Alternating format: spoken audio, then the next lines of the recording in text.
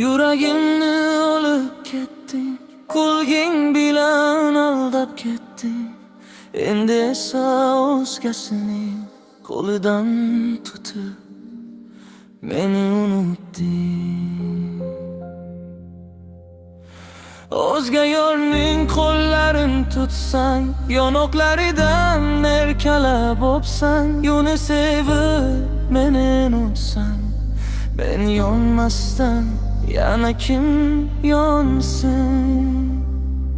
Tunlar unga bag'ringni ochsan, sochlaridan sekin silasan, shirin so'zlar faqat unga aytsan, ben yonmasdan yana kim yonsin? Ko'z yoshlarim jim oqadi, seni eslab yurak yig'laydi. Qaytmasligi endi bilinadi, ammo sevgi so'nmaydi. Ben yonmasdan yana kim yonsin? Yuragimdeki yana kim sonsin?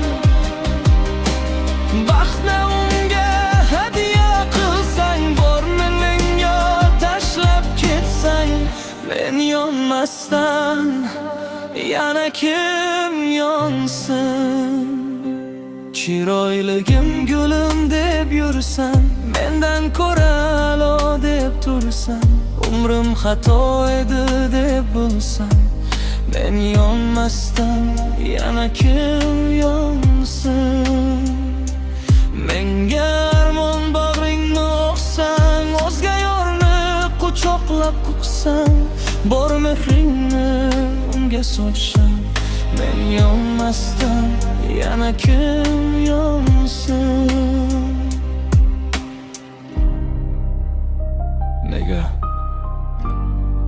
Nega meni sevdirib ketding? Nega yuragini sindirib ketding? Bir bora ortingga qaramading. Men esa hanuz kutaman. Men yonmasdan yana kim yonsin? Yuragimdeki yana kim sinsin? Seni deb umr o'tmoqda, seni deb ko'z yosh to'kmoqda. Men yonmasdan yana kim yonsin?